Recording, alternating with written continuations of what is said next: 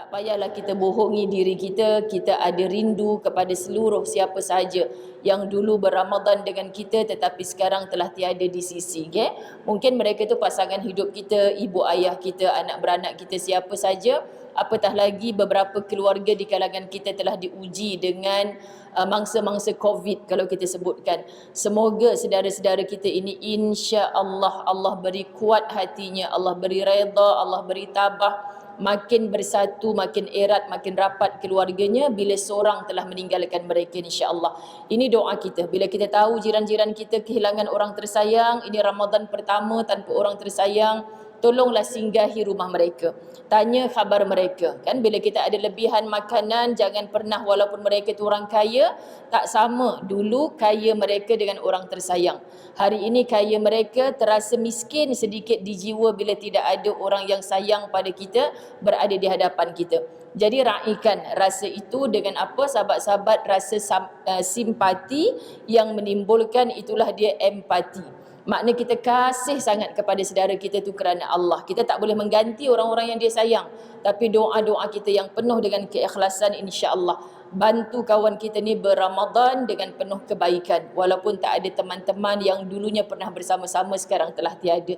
So hadiahkan mereka semua ini dengan Ummul Kitab Al-Fatihah.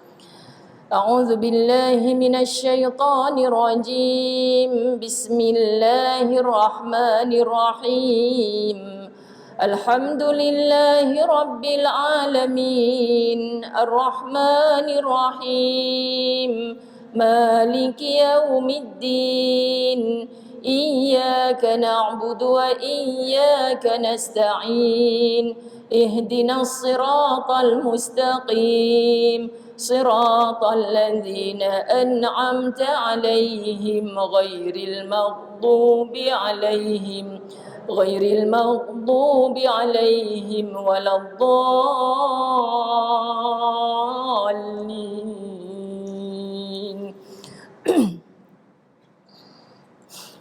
Bismillahirrahmanirrahim. Alhamdulillahi rabbil alamin wassalatu wassalamu ala asyrafil anbiya'i wal mursalin wa ala alihi wa ashabihi ajma'in.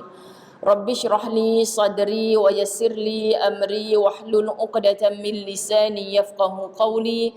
Rabbi yassir wa la tu'assir ya karim. Rabbi zidni ilma warzuqni fahma. Assalamualaikum warahmatullahi wabarakatuh. Tahu puasa, tapi cuba buktikan anda berpuasa dengan semangat. Assalamualaikum. Masya Allah. Okay. Ini nak membuktikan bahawa sahabat-sahabat dalam talian saya terkejut dan terkezut ni ramai sungguh. Sebab saya datang daripada Masjid Asy-Syakirin, mereka pun ada tadarus juga. Tapi semoga insya-Allah istiqamahlah mereka ni. Ketua muslimatnya siap ikut ustazah lagi ke sini. Kak, anak-anak tengah tadarus tu, pasal apa ikut saya kat sini? Tak apa, ustazah tahulah dia potong macam mana, nak dengar kuliah ustazah juga. Subhanallah. Bila sampai ke sini, tak sangka pula baju kita sama. Kan, subhanallah. Mesti ramai yang pandang ni. Cuma silap colour je. Kan, silap colour. Dia trend ni, kain ni sekarang trend ni. Okay, ustazah pun tak tahu. Tiba-tiba ada hantar baju dekat tailor. Tiba-tiba bertambah satu. Kak, ni bukan baju saya. Siapa Kak jahit? Ada peminat ustazah. Dia kata ni baju baru. Jahitkan untuk ustazah sekali. Sampai sekarang tak tahu. Rupanya orang Puchong dah pakai banyak sungguh kan. Ingatkan saya seorang je baru pakai. Jadi Masya Allah, tabarakallah, sahabat-sahabat rasa bahagia. Rasa macam kita duduk dalam taman-taman syurga. Tak ada satu perkara pun yang mengatasi segala doa kecuali wahai Allah, izinkan kami untuk bertemu sekali lagi di dalam syurga Allah yang sebenar. Kerana daripada pagi tadi bukan mudah muslimat nak duduk daripada pagi tadi, subhanallah, sampailah ke saat ini masih lagi boleh bertahan. Okey, yang kita nak sebutkan, kalau dulu semalam lah, tak payah kata dulu, hari ni baru 1 Ramadan. Kalau sebelum ni, waktu sekarang ni perut kita dah bunyi-bunyi dah kalau tak sarapan. Betul kan? Maha hebatnya Allah Subhanahu Wa Taala kerana niat kita malam tadi bukan kerana apa yang kita makan pada waktu sahur tadi. Orang tua-tua selalu cakap bila sahur hari pertama ni, letak apa pun depan mata tak berapa nak lalu sangat makan sebab jadual makan kita dah berbeza. Okay, tapi kalau anak remaja kita kot telan je semua benda kan. Tapi ibu-ibu ni yang penting alhamdulillah dapat minum air panas, cawan pun okey dah.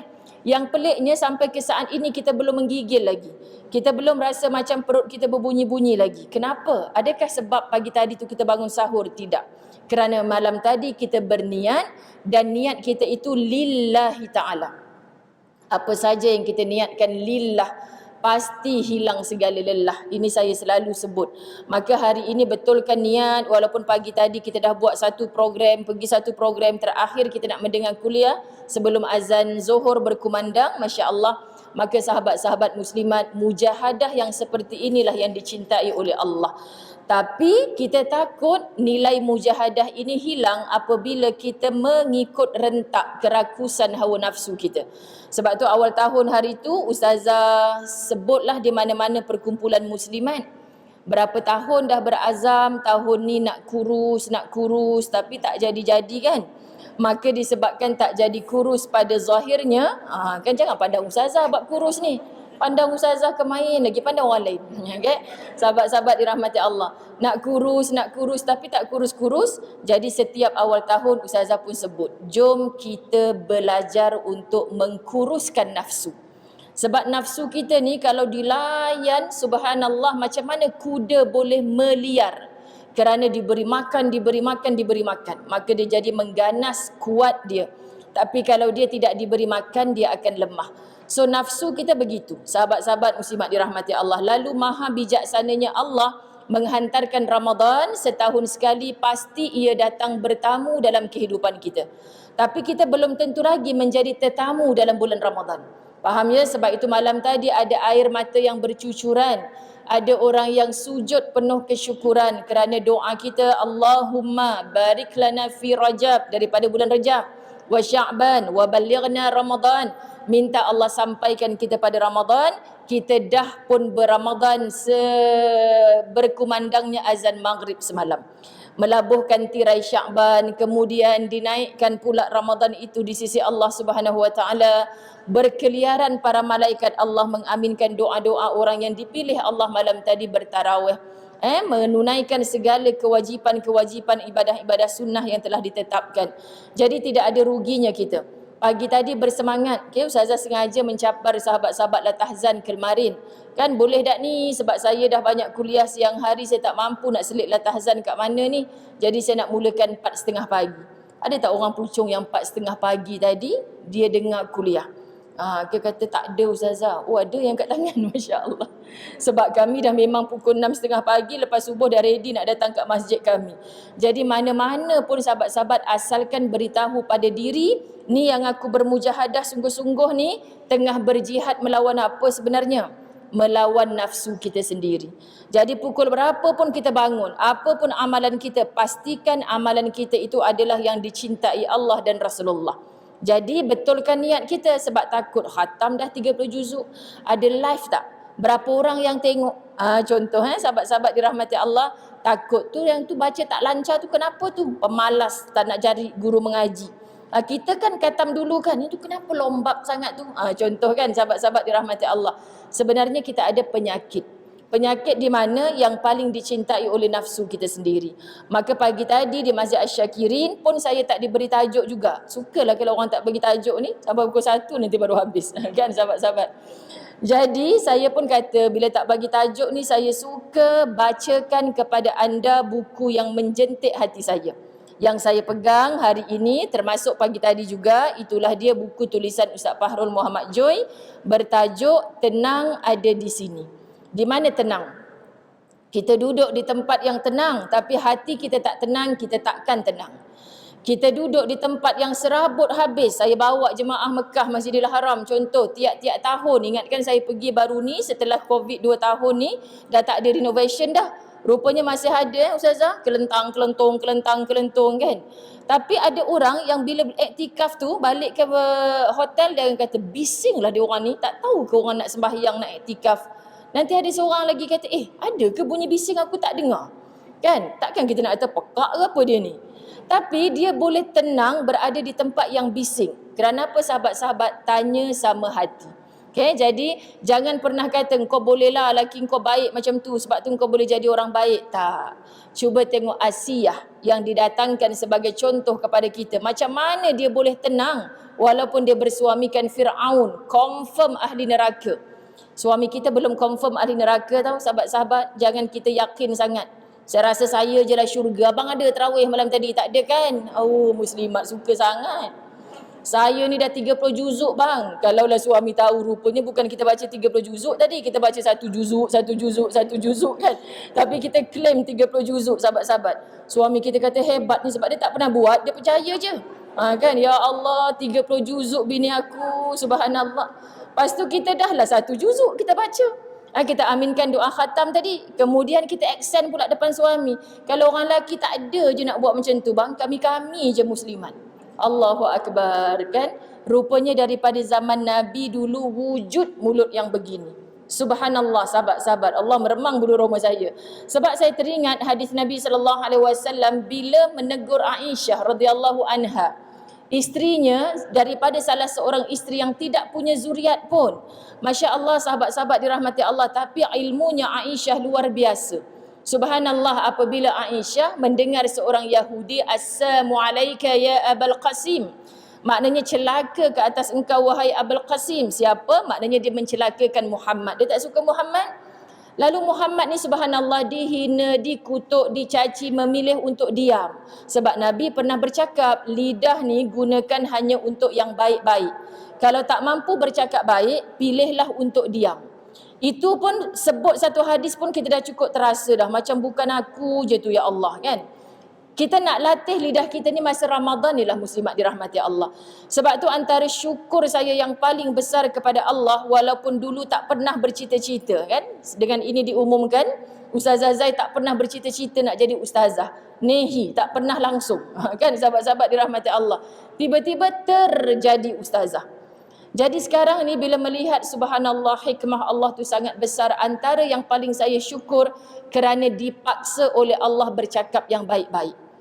Jujur saya kata dipaksa oleh Allah untuk bercakap yang baik-baik. Sahabat-sahabat, sebab yang bercakap ni belum tentu lagi baik. Tapi Allah paksa bercakap yang baik-baik. Kadang balik rumah 4 kuliah, 5 kuliah. Awak 5 kuliah kan hari ni Ustaz kata. Bang. Macam tu je dah kan. Lepas tu tunjuk handphone dia, suruh baca WhatsApp. Ni kita duduk kat sebelah ni. Oh faham. Tulis dekat WhatsApp tu. Minta maaf bang, saya 5 kuliah hari ni kita cakap kat WhatsApp je boleh tak? Kan macam tu. Maknanya penuh dah cakap yang baik-baik. Sebenarnya ada benda geram ni. Tadi kita minta tolong angkatkan kain. Dia tak angkat lah pula. Kan? Tak jadi nak marah-marah sebab dah penat mulut. Kan sahabat-sahabat dirahmati Allah. Jadi terima kasih ya Allah engkau sibukkan mulut aku dengan kebaikan. Begitulah juga cikgu-cikgu yang mengajar kat sekolah. Hari ni cuti kan. Macam-macam kita mengajar matematik, bahasa Inggeris, semua tu kebaikan. Dan kita penat dah bila balik rumah. Kan sebab tu kita kata kat anak-anak janganlah buat mak membebel lagi kat rumah ni. Kat sekolah tadi dah cakap macam-macam. Sebenarnya pandang yang baik. Allah paksa kita bercakap yang baik-baik. Jadi sahabat-sahabat dirahmati Allah, kita yang buat dia. Ni istilah macam itulah. Lisan kita tu bila kita bercakap yang baik-baik, tak sempat kita nak bercakap yang jahat.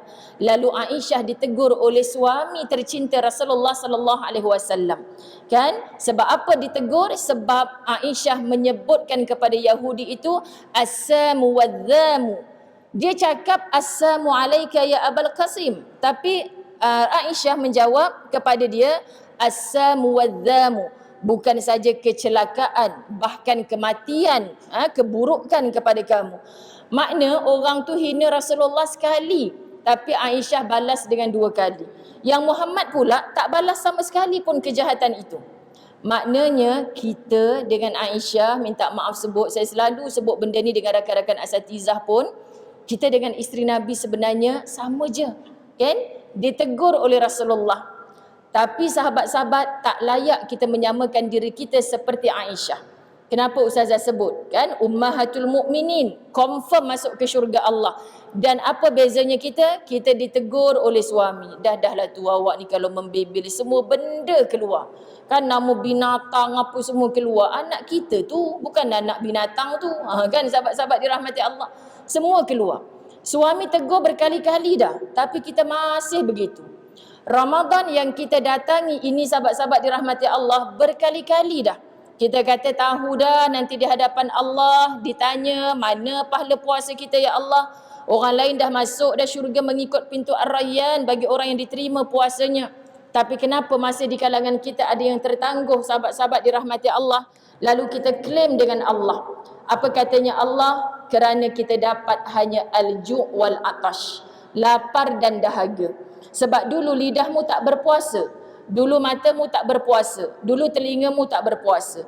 Jadi walaupun kita penat ni dalam tadarus Quran dibahagikan kepada 30 juzuk yang kita baca, bukan kita seorang baca sahabat-sahabat dirahmati Allah. Masa kawan baca kita senyap, betul tak? Sebab tu malam tadi saya nak mulakan tadarus di muslimat rumah saya. Saya kata saya mungkin banyak tak adanya daripada adanya. Tapi sebagai malam pertama ni Ustazah nak sebut, tolong ketika kawan kita baca jangan ada sembang-sembang. Sebab apabila Quran dibacakan, kita disuruh diam mendengarkan. Sebab orang yang diam tu menghormati bacaan Al-Quran, insya-Allah kita dapat pahala yang sama macam orang yang sedang membacakan. Faham ya? Sebab tu ibu-ibu kalau ada di kalangan yang belum pandai baca Quran, bila ada iklan-iklan tadarus Quran, jangan segan. Bahkan datangi. Tapi cakap dekat ketua kumpulan tu, Kak saya nak dengar je. Nanti sambil kawan baca lancar, kita cemburu, jatuh air mata kita. Lepas tu habis tadarus nanti PM tepi dia. Kak sebenarnya saya ada sebab kenapa saya tak nak baca. Saya langsung tak kenal huruf. Kalau akak perasan tadi orang lain selak, baru saya selak. Saya tak tahu pun muka surat mana, kat mana nak baca. Jangan malu ibu-ibu. Anda tak pernah terlambat. Kadang-kadang guru kita tu bukan yang bergelar ustazah pun, tapi ahli grup yang bertadarus dengan kita tadi tu dia sangat ikhlas. Akak berjiran lama dengan kau, akak tak tahu kau tak baca Quran. Kalaulah selama ni kau bagi tahu, insya-Allah kau dah boleh habis dah Iqra 6 tu. Kenapa kau tak cakap? Patutlah akak nampak tadi orang buka muka surat 20, kau duduk lagi dekat 10 tu Kan sahabat-sahabat dirahmati Allah. Kita berjiran lama, kita tak pernah tanya, tak pernah ambil tahu. Kalau dia selangkah masuk ke syurga Allah, tapi tak jadi masuk dek kerana apa sahabat-sahabat? Lidahnya tak pernah mengulang-ulang Al-Quran, dia boleh claim pada kita. Allahu Akbar. Sebab tu paling saya takut terkadang kita nak masuk syurga dah selangkah tapi ditarik balik kerana ada jiran yang mati dalam kebuluran. Jirannya tak ambil tahu pun ada jiran yang mati dalam kelaparan. Sedangkan kita sendawa kekenyangan. Ada jiran yang dinerakakan kerana apa? Aku tak tahu pun benda ni haram ya Allah. Kan sedangkan di sana ada orang masuk syurga, dia tak bagi tahu pun pada aku. Subhanallah sahabat-sahabat muslimat, kalau ada suri rumah, waktu masak kita hantar anak pergi sekolah, settle pukul 11 pagi. Contoh, peruntukkan 11 pagi hingga 11.30 pagi tu untuk mengajar Al-Quran. Jiran-jiran yang tak boleh baca Quran, tak payah canang dekat dalam grup. Okey, yang makcik ada tek lalat tu baru Iqra 1. Teruk benar, dah tua-tua baru Iqra 1. Tak payahlah. Tapi bila dia naik Al-Quran nanti, kita buat kenduri satu taman. Faham tak maksud? Supaya jadi semangat. Kenapa nak buat kenduri untuk makcik tek lalat tu? Contoh kan sahabat-sahabat dirahmati Allah. Makcik mana tek lalat tu? Yang kat depan ni lah. Takut nak cakap pasal orang. Kalau ada tek lalat lain jangan terasa. Takut nak cakap pasal orang sebab diri sendiri pun ada tek lalat. Macam itulah sahabat-sahabat dirahmati Allah. Maksudnya kita nak sebut bila kita offer diri kita.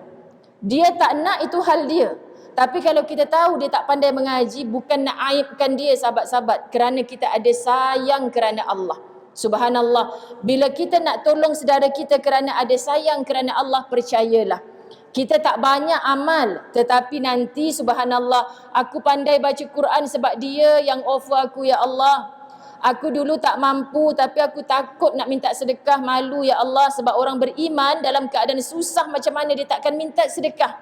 Dia takkan meminta-minta. Tapi ada jiran tanya, ni sejak suami kamu meninggal, kamu dah tak kerja, jaga anak kecil-kecil, macam mana belanja nak Ramadan? Jatuh air mata dia. Dia tak payah cerita, kita dapat agak dah. Tak apa, nanti akak bank in sejumlah duit, kau gunalah untuk sebulan Ramadan. Belum diminta, dia bagi dah. Faham? Ini akhlaknya Nabi Muhammad sallallahu alaihi wasallam. Nabi tak tunggu diminta, Nabi mencari sahabat-sahabat. Jadi walaupun sedikit, itulah yang menjadi pembuka luas-luas pintu syurga Allah untuk kita. Ini yang kita nak. Sebab tu beza Aisyah dengan kita. Aisyah ditegur oleh Rasulullah, jangan gunakan lidah untuk mencaci maki, mengeji-ngeji, jangan. Walaupun orang tu, Aisyah ni manja sangat dengan Rasulullah. Ibarat kalau bahasa kita ni, Allah, mana dia boleh kutuk kita tak boleh kutuk dia. Macam itulah bahasa Aisyah zaman 2022 ni. Kan? Tapi sahabat-sahabat dirahmati Allah, bila ditegur oleh Rasulullah, dia berhenti terus. Lisannya tak digunakan lagi untuk mencaci maki. Kita berapa ramai suami tegur kita tak nak dengar, anak-anak cakap tak nak dengar, asatizah bercakap depan kita, sahabat-sahabat dirahmati Allah, tegur gunakan lidah ke jalan yang baik, tapi pantang diusik sikit, lidah kita lah yang paling jahat. Sahabat-sahabat dirahmati Allah, inikah orang-orang yang mendambakan syurganya Allah? Sebenarnya kita tak layak pun nak menyebut syurga itu. Sebab syurga tak dipenuhi dengan orang yang menggunakan lidahnya untuk menyakiti orang lain. So macam mana nak bagi lidah kita ni sentiasa terkawal? Tolong didik nafsu. Itu yang kuruskan nafsu, gemukkan amal. Boleh ni dah bulan April kan, masih gagal. Yang kata nak kurus bulan 1 hari tu masih gagal ustazah, macam itulah. Tengoklah lepas puasa ni rasanya kurus sikit kot. Takut makin gem lagi ada. Sebab buka puasanya melampau-lampau, sahabat-sahabat dirahmati Allah. Okay, morehnya pula bukan main lagi. Kan? Jadi kita nak sebutkan inilah dia cabaran. Sebab apa? Sebab kita tak mampu mengawal nafsu. Jadi di Asy-Syakirin tadi saya baca satu hadis. Hadisnya berbunyi, setiap mukmin dihadapkan dengan 5 ujian. Mukmin yang menghasadnya. Ada orang beriman, mendakwa beriman, buat segala rukun Islam, rukun iman. Tapi sahabat-sahabat dengki dengan kehidupan orang lain. Jangan perasan syurga kalau di hati kita ada sedetik dengki kepada orang. Tolong ya, bab dengki ni walaupun tudung kita sama-sama kuning ni, tak sama hati kita sahabat. Kita jangan kata rasa tudung yang paling singkat tu lah paling dengki kat orang. Contoh, jangan. Kalau yang labuh tu tak pernah dengki kat orang ni, tak sahabat-sahabat. Orang sebelah tak tahu pun kita sedang berdengki kat orang ke tidak. Tapi hati kita sangat tahu. Betul? Hati kita sangat tahu kita dengki kat orang. Pasal apa aku sakit hati tengok dia senang ni. Orang senang, kita yang susah. Orang susah, kita pula yang senang. Ini tanda hati sedang berdengki dengan orang. So rawat sahabat-sahabat, sebab kalau kita berdepan dengan orang yang macam ni, hidup kita susah nak naik. Elok nak naik, ditarik balik ke bawah. Melayu makan Melayu. Kadang-kadang adik-beradik dengki sama adik-beradik. Betul kan ibu-ibu dirahmati Allah? Jadi buang. Walaupun kita ada sedetik dengki di hati, tak layak sebenarnya kita bergelar orang beriman. Siapa lagi? Munafik yang membencinya. Orang munafik ni bersyahadah sama macam kita. Tapi sahabat-sahabat muslimat dirahmati Allah, kita tak tahu apa sebab dia ni bertahniah, beria dekat aku ni. Rupanya di belakang dialah yang menyampah tengok kejayaan kita. Subhanallah sahabat-sahabat dirahmati Allah. Perkara ini berlaku di hadapan mata kita. Jadi kita tak boleh ubah orang. Kita hanya boleh ubah diri kita sendiri. Munafiknya aku ni. Dia jemput kenduri, aku hantar kuih talam sampai 4 tingkat. Tapi bila balik daripada kenduri tu, kan betul ke anak dia dapat pergi overseas, dapat beasiswa pula lagi. Abang, tapi rasa kabel dah tu, tak ada lain dah. Pula dah. Tadi masa hantar talam 4 tingkat tu, sahabat-sahabat tahniah lah. Anak you macam anak I juga. Baru sampai, belum sampai lagi kat rumah dalam kereta. Anak dia tu sebenarnya bukan pandai sangat. I ngajar dia dulu tu. Tapi I rasa sebab bapak dia tu kan kepala dekat situ. Memanglah tu sahabat-sahabat dirahmati Allah. Berlaku kan? Itulah munafik. Kita jangan bohong diri kita sahabat-sahabat dirahmati Allah. So tak payah tanya orang lain. Cuba kau scan hati aku ni. Kau rasa aku munafik ke tidak? Tak. Kita yang kenal diri kita. Maka belajar ciri-ciri munafik. Saya biasa dalam YouTube banyak 50 ciri-ciri munafik. Sahabat-sahabat ada banyak. Lisan yang suka menipu, yang berdusta, yang terlibat dengan fitnah. Rupa-rupanya termasuk orang munafik yang sengaja lambat-lambatkan solat. Masya Allah, kita bila belajar baru faham.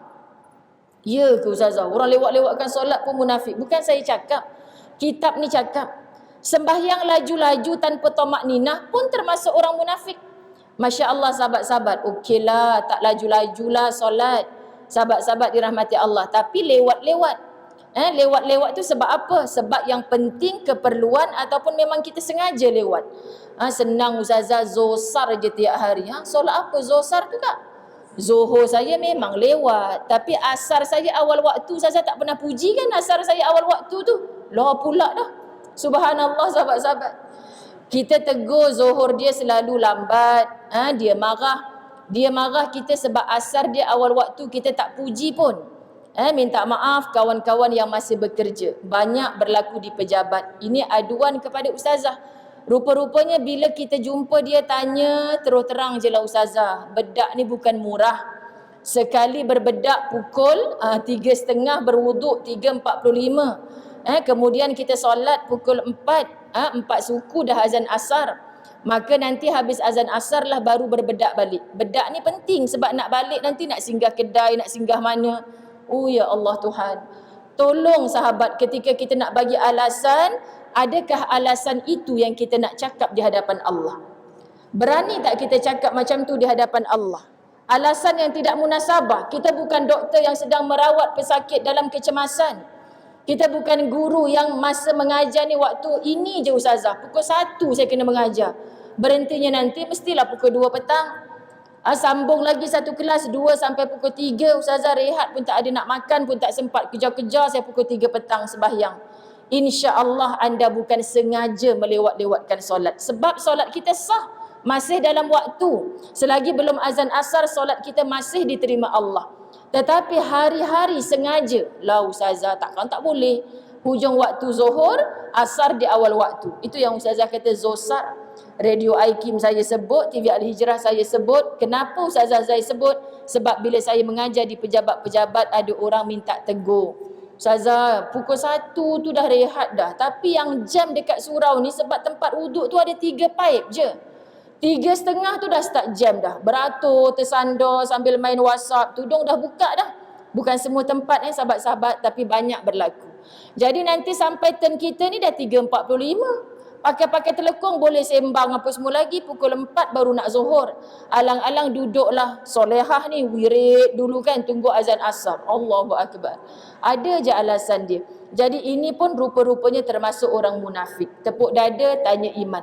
Apatah lagi minta maaf sebut suri rumah yang tidak ada punch in dan punch out. Betul kan? Lawan pun tak dapat atau tidak. Sekian dimaklumkan. Maknanya sahabat-sahabat, kita tak boleh komplain. Sebab masa tu adalah masa kita di rumah. Nak masak dulu ke nak solat dulu? Elok aku nak masak baru sedar pula. Telur dah habis. Sedangkan anak ni kalau tak ada telur dadah tak makan dia. Contoh kan sahabat-sahabat. Azan berkumandang dah. Tak apalah, pergi dululah Giant sekejap. Kalau kat rumah saya tu Giant Setiawangsa dekat. Dah tak pernah berlaku Giant Setiawangsa tak ada telur ustazah. Saya pun start kereta pergi Giant dekat Taman Permata. Habis juga dah halang-halang keluar, saya pergi Giant Batu Cave. Subhanallah sahabat-sahabat, semata-mata telur tadi tu. Balik rumah dah pukul 4 petang, baru nak zuhur. Maksud suri rumah, kita yang buat keputusan. Kita ambil anak dekat sekolah, nak makan dulu ke nak solat dulu anak ibu? Hari ni adik tak sempat nak makan bekal. Cikgu tu kan lepas satu-satu tak sempat. Jadi kita makan dulu tak apa. Makan laju-laju, lepas ni kita solat. Jangan tercekik sudah. Tapi kalau anak tu adik kenyang lah, dah masuk waktu ni, kita solat dulu boleh. Sebab kita semua orang yang mencari ilmu. Kan? Kalau bak makan ni cukup suka dia. Kan? Nabi kata ustazah, kalau makanan telah dihidangkan, tak boleh kita solat dulu, mesti utamakan makan. Betul. Tapi solatnya Nabi tu pukul berapa? Kan? Kita hidangkan makanan pukul 3.30 petang. Lepas tu kita pun gunakan hadis tadi tu. Kan? Sahabat-sahabat dirahmati Allah. Kita suka nak cengkelat macam tu lah, tak habis-habis. Jadi faham ke cengkelat tu apa? Orang pucuk. Okay, sahabat-sahabat dirahmati Allah. Jadi kena fikir ya, kat mana kita nak menggunakan. Sahabat-sahabat dirahmati Allah, sebenarnya diri sendiri inilah yang munafik. Saya pakai kitab tu 50 ciri munafik. Sahabat-sahabat, sejujurnya saya balik selalu sembang dengan ustaz. Ini entah ulangan kali keberapa dekat masjid tu bang, dia nak guna kitab ni juga. tapi tak rasa orang tu, pengerusi masjid tu, ketua muslimat tu tak. Sikap kita ni ada ni dalam ni. Sampai bila dah kita nak bunuh 50 ciri? Lagi lama kita hidup berbaki 20, berbaki 2. Kita doa sama-sama bang, jangan berbaki sifat munafik ni dalam diri sampai tarikh kita mati nanti.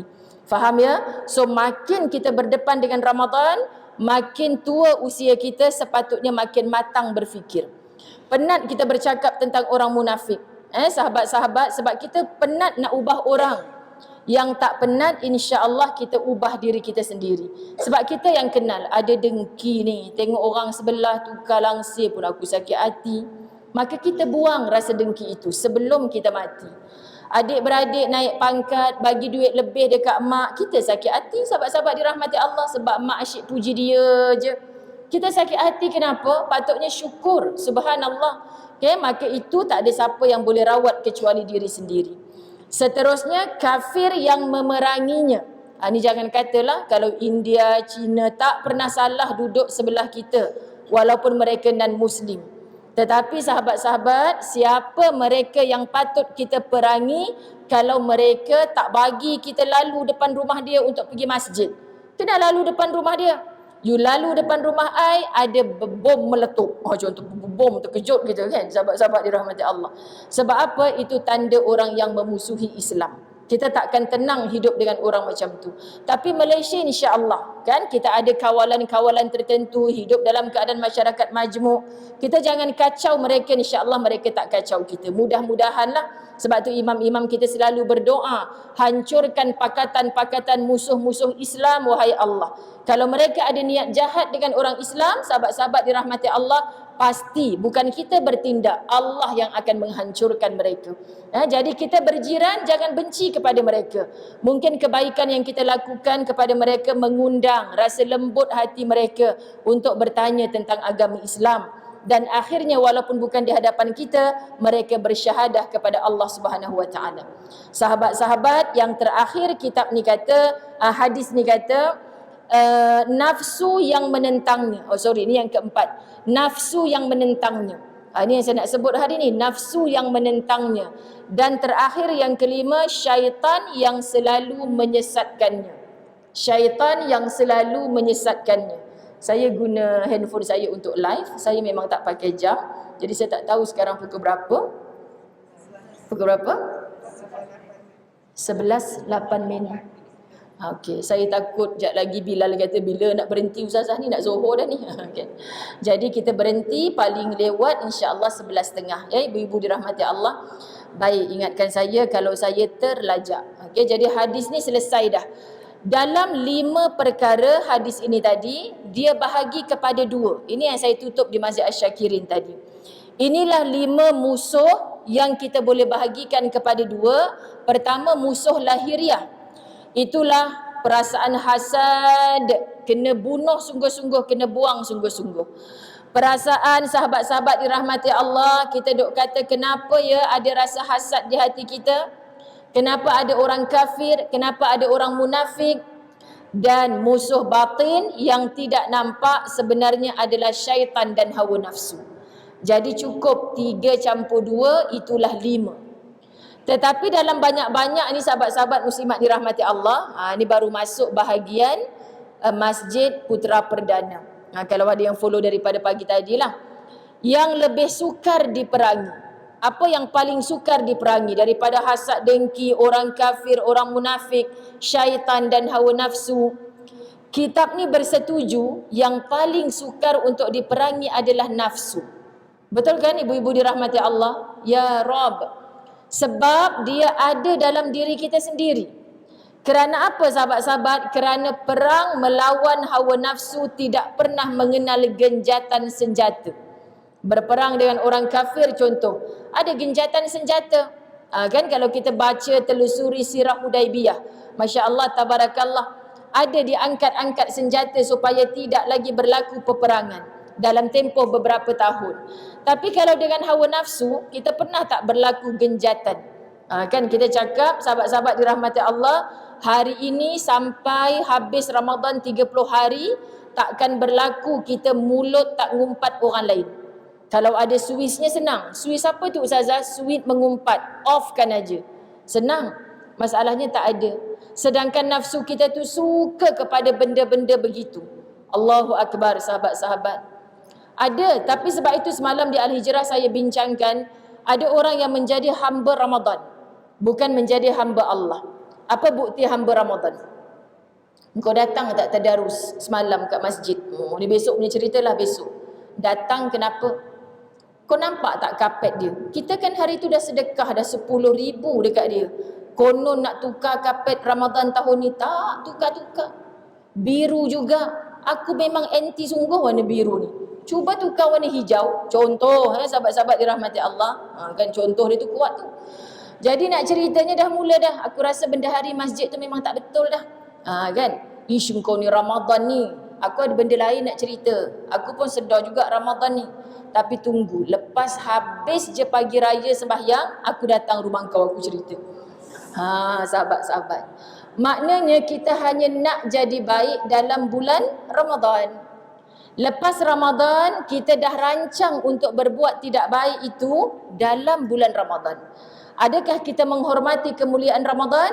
Tidak. Okay, jadi sikap ini sahabat-sahabat dirahmati Allah sebenarnya bersarang dalam diri kita. Kerana kita sukar berperang dengan nafsu tersebut. Jadi peperangan seperti inilah yang lebih getir. Kerana sifat hawa nafsu sentiasa mengajak kepada kejahatan. Apa bukti? Dalam surah Yusuf ayat 53. A'udzu billahi minasyaitonir rajim. Innan nafsa la'ammaratun bis-su'. Sesungguhnya nafsu itu sangat mengajak kamu kepada kejahatan. Sesungguhnya nafsu itu sangat mengajak kamu kepada kejahatan. Sebab tu yang Ustazah sebut di awal tadi tu, kan kita nak kuruskan nafsu, gemukkan amal. Nafsu ni tak boleh dihapus. Okey Ustazah, sempena satu Ramadan ni saya berazam nak hapuskan nafsu. Jangan Kak, bahaya. Bahaya Kak, kan malam ni ada ayam percik, mak tak lalu. Segala apa pun mak tak lalu. Tak ada nafsu sahabat-sahabat dirahmati Allah. Ini bahaya. Sebab nafsu ni perlu. Ada beberapa tingkatan nafsu dan kita nak mati dengan nafsul mutmainnah. Jiwa yang tenang. Jadi jiwa yang tenang ni Masya Allah dia boleh kontrol nafsu dia sendiri. Hei, benda tu Allah tak suka, Nabi tak suka.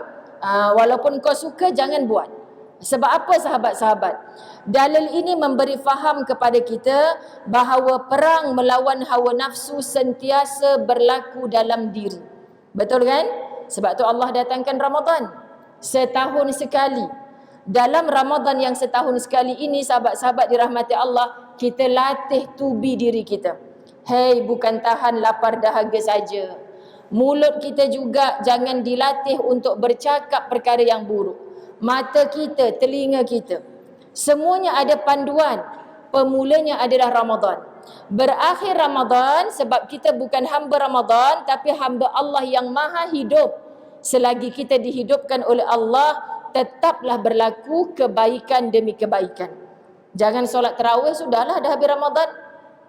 Sebab solat tarawih adalah ibadah yang hanya disuruh buat pada bulan Ramadan. Jadi rugi orang berakhir Ramadan. Masa tu dia menyesal. Mak saya almarhumah dulu selalu sebut, bila dah nak akhir Ramadan, Allah, hai lagi 3 hari je nak habis Ramadan ni. Nak tahu tak, masa ni orang yang dulu tak buat tarawih, tak puasa, orang ni lah yang paling rasa nak habis dah Ramadan. Kalaulah hari tu aku tarawih, kalaulah hari tu aku join tadarus Quran, dah juzuk 27 dah malam ni. Kalaulah hari tu aku puasa, aku tengok makcik yang tak sihat tu boleh je puasa dah 27 hari. Dah dekat nak raya, baru ada penyesalan. Itu pun kalau menyesal. Tapi ada yang tak menyesal. Ramadan ni sibuk bercerita tentang hari raya. Di 30 hari kan juga hari rayanya. Faham sahabat-sahabat dirahmati Allah? Sedangkan Aidul Fitri yang kita disuruh berhari raya sungguh-sungguh hanya pada 1 hari. Hari raya tu. Salah ke kita ziarah menziarah pada 15 Syawal? Tak salah sahabat-sahabat dirahmati Allah. Tetapi jangan gahkan sangat. sepertinya dia menjadi satu ibadah yang mengatasi ibadah Ramadan. Ini kesilapan yang sangat besar. Baik, sahabat-sahabat dirahmati Allah, nafsu ialah musuh yang kita cintai. Cuba kita ulang, sebut di bibir kita sekarang ni. Nafsu ialah musuh yang kita cintai. Sepatutnya bila kita baca word macam ni, nafsu ialah musuh. Sebenarnya sahabat-sahabat dirahmati Allah, yang ajak kita buat jahat ni bukan orang lain, nafsu kita sendiri. Bukan kita tak tahu itu dosa, tapi hari ni je aku nak cakap, hari ni, besok aku tak cakap dah. Tapi dah tercakap. Sahabat-sahabat dirahmati Allah, dah tercakap. Dia adalah musuh, tapi kita sangat cinta kepada benda tu.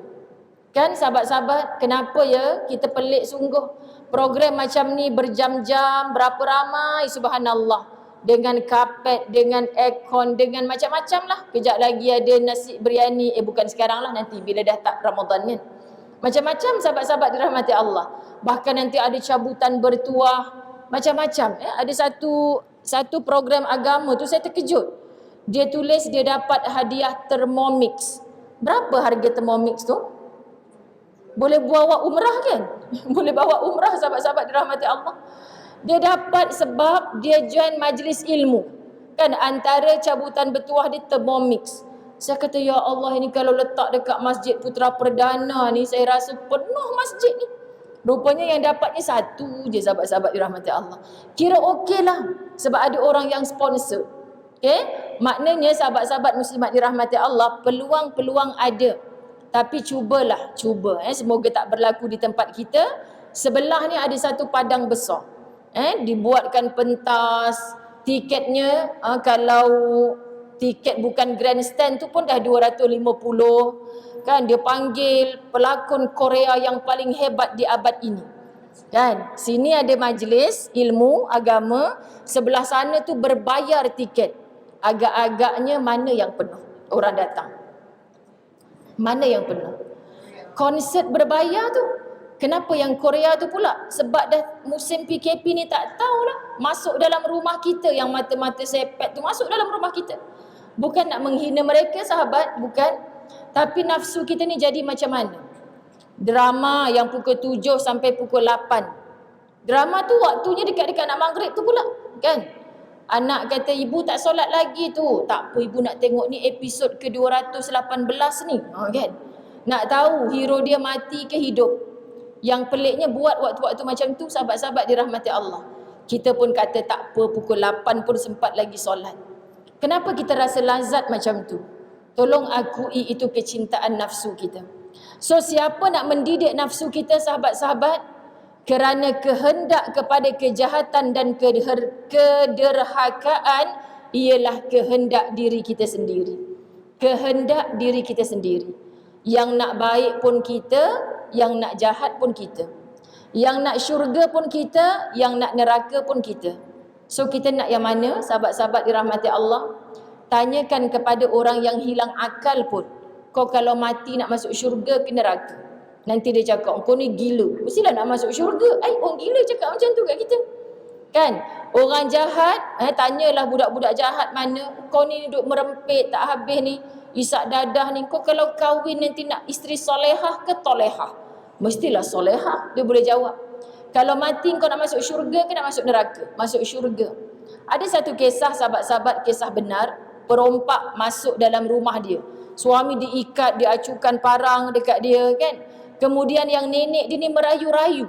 Merayu-rayu, janganlah buat macam ni. Kau tak takut ke neraka Allah. Sempat ceramah lagi nenek dia tu. Kan sahabat-sahabat, rantai-rantai gelang besar semua dah kena cabut dah. Lepas tu dia kata, tolong jangan kata begitu ibu. Saya juga mau masuk syurga. Perompak tu cakap macam tu. Ya Allah, kalau bukan kerana bos saya yang suruh, saya tak sanggup buat ibu macam ni. Saya juga mau masuk syurga. Saya ludah muka dia, ustazah, saya geram sangat. Dan kau tahu kau nak masuk syurga, kau buat, nanti saya bertaubatlah ibu. Tolong doakan saya sempat bertaubat. Aduh, saya dengar cerita tu pun sahabat, cik betul ke ni? Ada satu kisah benar ni. Dia rumah banglo dia kena rompak, muslimat dirahmati Allah. Besok tu ada majlis kahwin. So hantaran-hantaran yang duit-duit dibuat bunga semua tu pun kena rompak habis. Jadi besok orang datang tak jadi kenduri yang meriangkan lah, tak jadi penuh keceriaan. Orang semua kenduri tak jalan juga sebab caterer datang apa semua. Dalam ramai-ramai macam tu pun jadi juga. Sebab apa lain cerita kendurinya kat tempat lain, rumah dia kat tempat lain, tapi sebab malam kenduri ni pengantin dan keluarga didudukkan dekat satu banglo tu. Tahu pula perompak ni duduk kat banglo tu dengan hantaran-hantaran semua sekali. Allahu Rabbi, saya dengar cerita tu memang betul-betul tragis. Dia kata, ustazah saya pun mau syurga ibu. Rasa macam tangan saya dah kena ikat ni ustazah, saya ludah je mulut dia kata. Allahu Akbar, sahabat-sahabat dirahmati Allah. So nak cerita macam mana nafsu kita suka sangat kepada benda jahat. Kalau tanya orang beriman, sahabat-sahabat dirahmati Allah, dia tak mendambakan syurga sangat. Tetapi orang beriman yang alim, dia mengharapkan redanya Allah. Bila dia duduk kat sini, aku dapat tak reda Allah ni? Kalau aku datang nak tengok pameran baju siapa yang paling mahal, hiasan kat tubuh siapa yang paling cantik, sahabat, kita tak dapat redanya Allah walaupun kita duduk di dalam rumah Allah. Faham ya? Sebab tu kita khatam Quran tadi, tahniah sahabat-sahabat muslimat. Saya sayang semua muslimat kerana Allah. Jangan cacatkan amal kita, jangan rosakkan amal kita. Kejap lagi ni kita share kat Facebook, ramai orang ni kita share kat Facebook. Orang komen, tempat mana tu semua pakai tudung kuning, cantiknya kan, dapat allowance ke khatam Quran tu? Kan sahabat-sahabat, macam-macam soalan dia. Okay, kita tengok, wah, saya share dekat Facebook tadi 100 orang like dalam masa 10 minit. Kita pun berbangga. Sahabat, apa tujuan kita kongsi? Mungkin ada surau masjid bila buat program tak seramai tempat ini hari ini. So kita kongsi kat dia, oh kat tempat kami ketua muslimat dia sangat aktif, alhamdulillah. Nak bagi ramai acik-acik ni senang je, bagi je baju seragam, insya-Allah dapat. Contoh, gelak macam betul je. Ya, sahabat-sahabat. Kan, jadi maknanya semua datang. Subhanallah, sahabat-sahabat dirahmati Allah. Kan, kalau nak masuk ibadah korban pun macam tu. Dia tak heran tak dapat daging sangat. Sebab pakcik kau dah gaut, acik ni darah tinggi. Saya kalau tak dapat daging tu saya tak kisah ustazah, tapi dia orang tak bagi saya t-shirt. Tu yang bergaduh, marah tak dapat t-shirt. La ilaha illallah Muhammadur Rasulullah. Yelah dia bagi kat AJK je, macam AJK je yang potong daging, kita tak potong daging. La ilaha illallah Muhammadur Rasulullah. Sahabat-sahabat dirahmati Allah, jangan jadi macam tu. Rupanya yang jadi ramai orang gotong royong tu sebab semua satu karya 300 orang dapat t-shirt. Oh patutlah ramai rupanya sebab dapat t-shirt semua, bukan AJK je. Dan jadi siapa pula yang nak sponsor 300 orang tu, sekian dimaklumkan. Sahabat-sahabat dirahmati Allah. Jadi kena kreatif. Sebab apa? Sebab nafsu kita cintakan. Wanita, tolong ingat, ujian yang paling besar bagi kita adalah pujian. Boleh mengaku yes tak sahabat-sahabat? Jujur sajalah. Tadinya kita macam ikhlas dah, tapi bila masuk Facebook orang puji tu, Allahu Akbar, dah hilang dah keikhlasan kita. Sebab tu wanita paling berperang sepatutnya dengan pujian. Tak apa kita tak dipuji, sahabat-sahabat. Kalau dengan pujian boleh menghilangkan keikhlasan. Jadi, kalau orang keji kita, ajarkan hati. Yang penting pada pandangan mata Allah kita berada di tahta nombor 1. Siapa itu sahabat-sahabat dirahmati Allah? Kalau beramal penuh dengan keikhlasan. Allahu Akbar sahabat-sahabat. Jadi tidak dipandang Allah amal yang tidak ikhlas. Sebab syaitan sudah bersumpah di hadapan Allah, akan aku ganggu semua hamba-hambamu bahkan sampai kiamat. Bahasa kita ni, aku akan turut sampai lubang cacing pun, kecuali hamba-hambamu yang ikhlas beribadah kepadamu. So siapa yang ikhlas? Kata Imam Ghazali, silibus yang paling tinggi dan sukar untuk dicapai adalah ikhlas. Masya Allah, seperti semut hitam berjalan di tengah malam yang kelam di atas batu yang hitam. Tu kata Imam Ghazali. Kita tak nampak kan? Nampak tak semut hitam tadi? Berjalan di tengah malam yang kelam di atas batu yang hitam. Mana semut hitam ni? Nampak tak? Tak nampak. Ustazah Zai tambah, kita melihat semut hitam tu pakai spek hitam. Nampak ke tak nampak? Tak nampak sahabat-sahabat. Mana semut tadi? Itulah ikhlas. So tak payah cakap kat orang, ambil lah ni akak ikhlas bagi kat engkau. Tak payah. Allah yang tahu. Dan Allah nak test. Okey. Okey, itu tandanya kena tengok jam. Okay, sahabat-sahabat dirahmati Allah. Dan Allah nak test ikhlas kita, sahabat-sahabat, dengan tadilah. Kita buat ustazah tapi tak ada siapa pandang. Tak ada siapa pun puji. Test. Ini tanda-tanda suruh berhenti. Masya Allah. Okey. Boleh je. Mungkin tertekan apa tadi? Subhanallah. Bila kita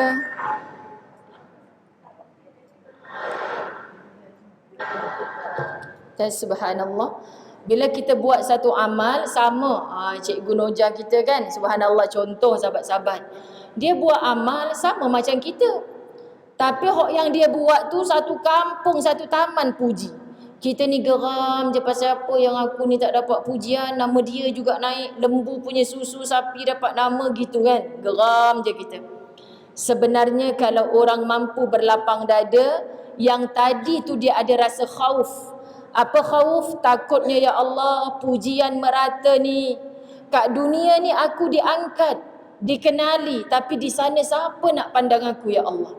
Sahabat, kalau kita belajar daripada Uwais Al-Qarni, tak pernah heran dengan nama yang tersohor, masyhur, dikenali. Tak pernah heran.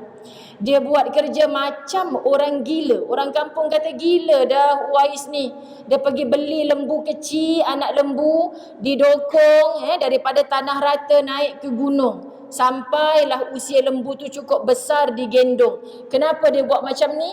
Sebab dia tak tahan mendengar ibunya teringin nak pergi haji, tapi tak ada duit nak beli kenderaan, nak sewa kenderaan tak ada. So Uwais Al-Qarni mendengar rintihan ibu ni, dia beli satu lembu kecil, dia usung, dia dokong. Sahabat-sahabat dirahmati Allah, untuk apa? Rupa-rupanya orang nampak macam orang gila. Tapi bila lama kelamaan, exercise itu yang dia buat, tubuhnya jadi sado. Sado ke sasa? Macam itulah sahabat-sahabat kan. Jadi dia jadi kuat. Apa yang dia buat? Dia gendong ibunya daripada Yaman ke Mekah untuk menunaikan ibadah haji. Masya Allah, tabarakallah. Sebab dulu dia seorang yang miskin, kurus, kulitnya bersopak pula. Kan, anak yatim pula, tak ada siapa pandang. Tapi dia tahu matlamat dia adalah menggembirakan ibu, menunaikan hajat ibu.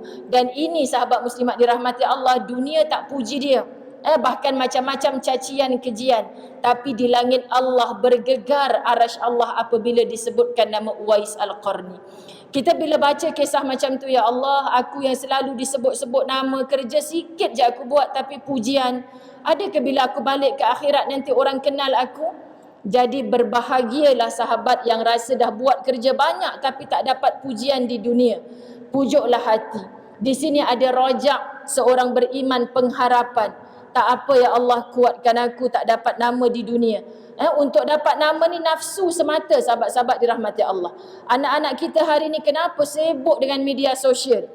Baru berjoget sikit depan TikTok, tak payah masuk universiti, dah ada 1 million yang tonton. Subhanallah, dapat duit tahu ibu, dapat duit ni. Tak payah masuk universiti, habiskan 4 tahun belajar pun boleh dapat duit. Ini cabaran yang paling dahsyat kita ibu-ibu, ayah-ayah zaman sekarang.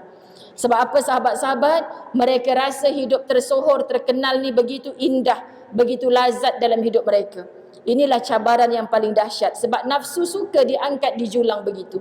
Jadi kita tak nak macam tu. Sebab tu apabila kita memahami bait-bait, ayat-ayat Quran, hadis Nabi, kan, dalam kitab Latahzan, yang paling mengesan di hati saya adalah bersyukurlah ketika anda menjadi orang yang dianiaya, bukan menjadi orang yang menganiaya.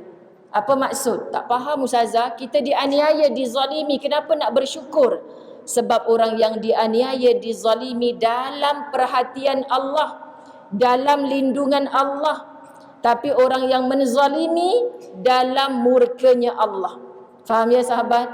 Jadi jangan mati kita sebelum bertukar title suka zalim, aniaya pada orang.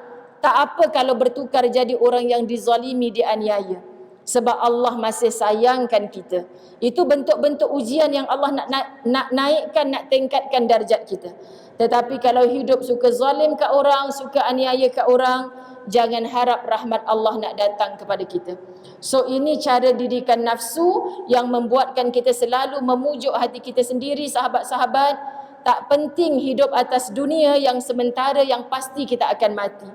Tetapi bila kita berada di kampung akhirat Allah, kita mengharapkan malaikatun saffan saffa, malaikat yang sedang berbaris-baris, kenal tak dengan kita? Para rasul jemput tak kita? Nabi SAW dah seru dah, ummati. Kita ni bergerak tak kaki menuju Nabi? Kita tepuk kaki kita, kita marah kaki kita. Kenapa tak bergerak tu? Nabi panggil dah. Kata kaki dulu kat dunia, kalau hati engkau baik, aku ikut engkau ke tempat baik. Kalau hati engkau jahat, aku ikut engkau ke tempat jahat. Ini akhirat, aku tak ikut cakap engkau dah. Aku hanya ikut cakap Tuhanku. Allah tak bagi aku melangkah. Walaupun Nabi menyeru ummati, sebab selawat kamu terlalu sikit kepada Rasulullah, sunnah Nabi kamu ketepikan ketika kamu hidup dulu. Allahu Akbar. Kita tengok suasana mahsyar yang begini, sahabat-sahabat. Layakkah kita dipanggil oleh Nabi SAW sebagai ummati? Tak rasa layak. Okay, kerana apa? Kita hanya mengikut nafsu kita sendiri ketika hidup. Jadi latih nafsu kita saat Ramadan ini. Baru satu Ramadan, besok lusa ketua muslimat kita pun tak larat nak buat ramai-ramai program, 30 baju pula tak warna tudung kan, tak ada. Jadinya kita teruskan walaupun secara dalam talian. Tengok saya terkejut, kenapa ramai ni? Kami sebab dah 2 tahun ni Ustazah mengaji dalam talian. Akhirnya bertemu, wujud tak rasa 3 tahun. Wujud tak rasa kasih sayang tu bila bertemu. Walaupun selama ni tengok dekat skrin, betul tak ibu-ibu dirahmati Allah? Sebab saya dah rasa dah suasana tu. 2 tahun PKP saya mengajar dalam talian. Sekarang bila saya pergi kat mana-mana, saya baru balik daripada Sandakan dan KK, saya tak sangka dengan Ustaz, bang kita Sandakan tak payah tidur sampai kita buat kerja, kemudian kita terus terbang pergi KK. KK kita ada kenal orang.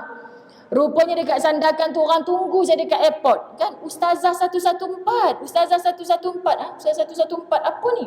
Rupanya dia panggil TV Al-Hijrah tu 114 kat sana. Kan sahabat-sahabat dirahmati Allah. Jadi ramai yang tunggu. Kenapa Ustazah letih ni dari Sandakan terbang pula ke KK? Memanglah letih, tapi sebab kita tak kenal siapa, sahabat-sahabat dirahmati Allah. Tapi kesan kuliah online tu kami berdakapan, subhanallah. Rasa kasih sayang, terima kasih Ustazah. Tak perlu berterima kasih. Ustazah ucap tahniah pada kamu kerana istiqamah kamu mencantumkan hati kita walaupun secara dalam talian. So ada peluang pertemuan, masjid surau dah buka, jangan matikan diri duduk diam-diam di dalam rumah. Tolong gerakkan seluruh anggota keluarga kita, masjid surau dah buka ni, tolong datang. Sebab langkah kaki kita pahala. Duduk sakit pinggang kita ni dah lenguh kan? Pahala sahabat-sahabat. Tak sama dengan kita duduk dekat rumah sorang-sorang. Tapi wanita bila nak mendatangi, Nabi tak pernah halang. Yang Nabi halang kalau kita datang melampau-lampau pakaian kita. Orang daripada luar dah nampak semua kuning tu. Tapi kenapa yang seorang tu dah kuning, letak pula bunga raya, orkid kat kiri kanan ni, pelik ni. Suka sangat nampak lain pada lain. Ini tabarruj, hati-hati. Satu. Yang kedua, berwangi-wangian. Dah tahu Pak Haji nak turun kereta, kita tunggu dulu dalam kereta. Sebab kita parking kereta sebelah Pak Haji. Kalau nampak Pak Haji turun, baru mati bini pula, sahabat-sahabat dirahmati Allah. Kita pun turun dengan wangi-wangian. Dia solat tarawih tercium-cium lagi bau tadi tu. Kalau dia tercium bau wangi daripada tubuh kita, di sisi Allah dan Rasul, kamu tak ubah seperti wanita penzina. Na'udzubillah sahabat-sahabat dirahmati Allah. Jadi kita datang masjid surau ni tak salah. Tapi tolong jaga adab, dah duduk berkumpul, sebelah sana orang lelaki, tengah subhanallah, subhanallah. Kita engkau beli kat mana tudung ni? Lain macam aku tengok ni. Jangan bersembang hal dunia di dalam rumah Allah. Kecuali benda-benda urusan yang sangat penting. Jangan bergelak ketawa, bertepuk tampar bercerita hal dunia di rumah Allah. Tolong heret kawan kita, jom aku nak ajak engkau tengok ada orang jual jubah kat luar tu. Kan? Jangan di dalam rumah Allah sebab Nabi larang. Okay, jadi kita jaga adab, insya-Allah pahala melempah ruah Allah hantarkan kepada kita. Jadi moga Ramadan ini yang terbaik. Kita rindu suasana begini sahabat-sahabat. Moga Allah hindar kita daripada segala mudarat. Insya-Allah Allah kabulkan doa-doa kita.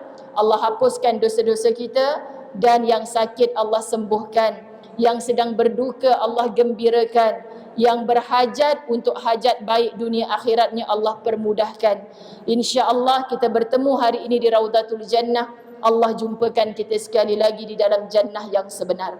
Kita kesuntukan masa, jom kita seru nama Allah berulang kali, dan di hati saat merebut keberkatan suasana ini, tolong minta apa saja yang kita hajat dengan Allah. Tak sama bagi orang beriman bila disebutkan nama Allah bergetar hatinya. Okay, cukuplah dalam pada kita rasa kita je ke yang diuji ustazah, orang lain tu nampak elok, bahagia je, kita rasa je.